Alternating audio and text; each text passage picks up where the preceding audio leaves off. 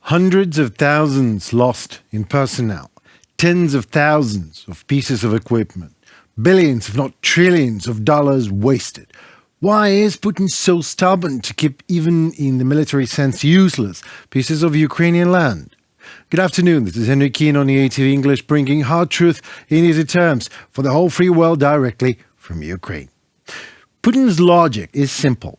The aggressor seeks to keep the occupied and legally annexed Ukrainian territories at all costs because that is an only achievement of Putin's war. Against the backdrop of the failure of the goals declared at the beginning of this war, his image is shattered. The Russians on the battlefield paid no regard to the insane quantities of losses of their soldiers and equipment. In desperation, the Kremlin resorts to war crimes.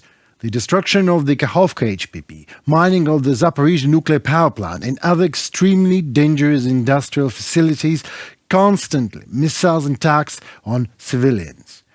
Of course, the enemy increases media pressure on Ukrainians and our partners.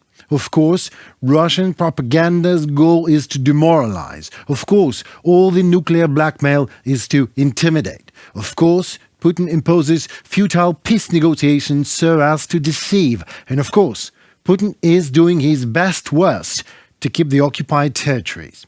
Well, while Putin sits in the bunker in Russia and sends his doppelgangers to visit the scorched grounds the Russian army leaves behind, Volodymyr Zelensky pays a working visit to the very front line to Donetsk region. I had talks with partners, including President Biden, primarily about arms supplies. I was in the area where these weapons will give more power, more protection to Ukrainians' lives, and bring our victory closer. This is the main thing. All our land will be free, all of it. I thank everyone who is now fighting for Ukraine, who is preparing for combat, who is on combat missions, who is at combat posts, all those who are recovering from injuries, all those who are training our warriors. Thank you all. I am proud of all of you. Glory to you, our heroes. The motivation and actions of Russia at this stage are quite obvious, and this is good. It sends Ukraine and its partners a very clear signal we should be even more persistent in driving occupiers out of our homeland.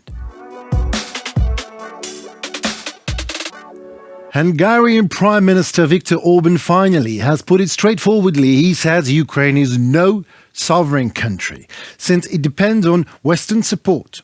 Orbán also says we in Ukraine are unable to defeat Russia because of the difference in the potentials of the two countries. Nor does Orbán consider Putin a criminal, and he says the topics of war crimes should be discussed after the war, between him and Putin probably. I wonder if there are any Hungarians watching us right now, and if there are, please comment on the following. For us in Ukraine, it is nothing new that Orbán methodically reproduces Putin's narratives, which of course calls into question, or better said, calls no questions, his personal Kremlin dependence as a politician and leader of a European country.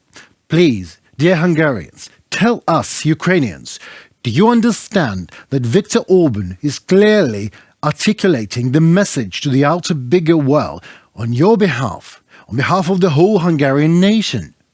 It is on your behalf that Orbán says, literally, we Hungarians are calling any country that accepts any support from its partners in times of a criminal war waged against it a dependent country.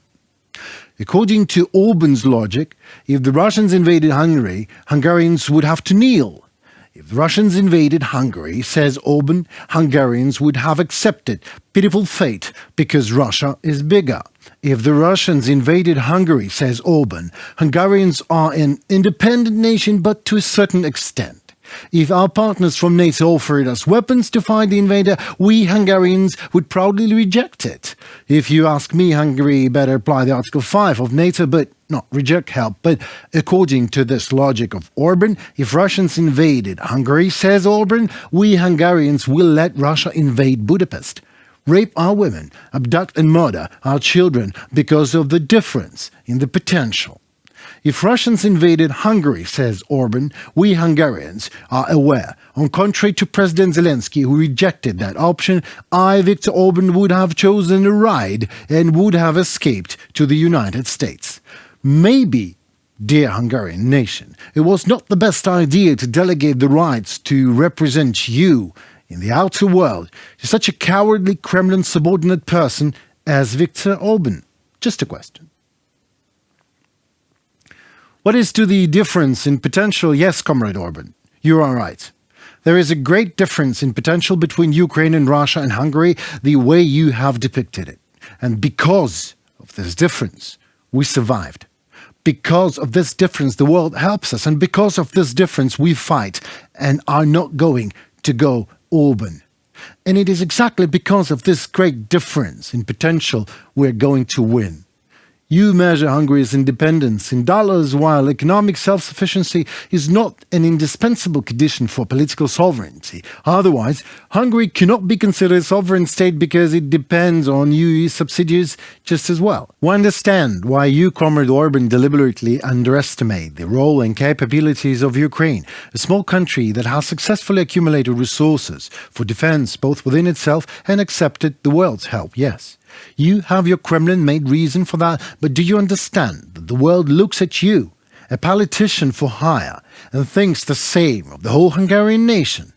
Unlike you and the image of Hungary that you, Comrade Orbán, have shaped, we in Ukraine will never accept slavery, whatever the difference in potential is. There is no such button that simply turns off the Ukrainian resistance to a brutal Russian aggression, genocide, ecocide and mass murderings. Because of the difference in potential, you did your bet on Russia in this war. That is fine, but what about the whole nation that is going to pay for your mistakes after Ukraine wins? Maybe it is time for Hungary to choose the right side in wars and stop being systematically blinded by the greatness of its political losers. Putin's crimes are a legally established fact.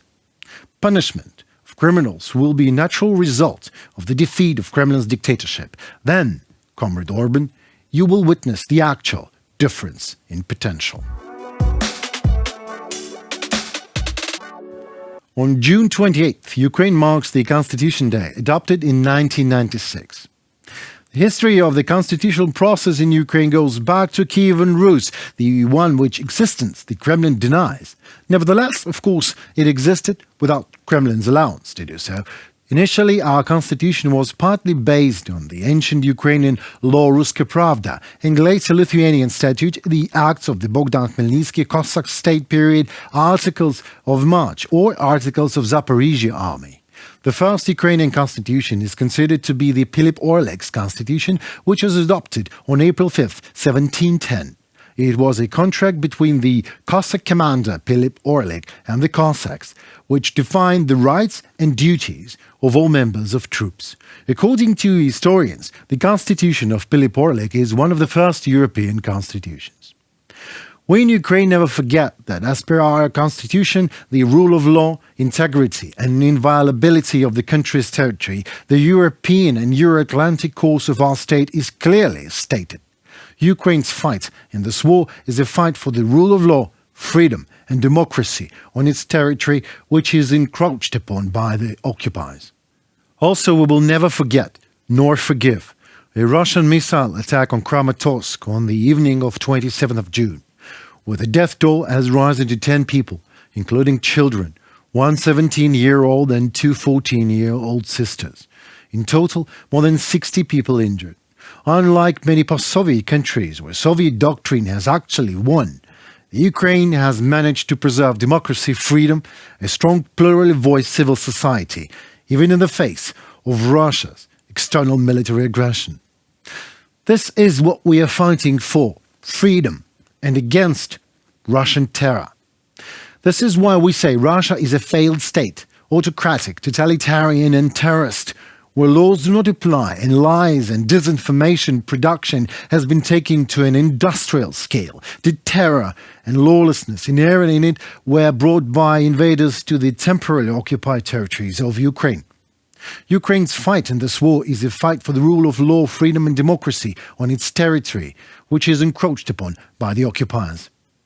It was Henry Keane on the ATV State Channel, bringing the hard truth in needed terms for the whole free world directly from Ukraine. Don't forget to like, subscribe and comment. Let us know what you think on the matter and why. Your opinion matters to us the most. Take care and stay tuned for more. See you.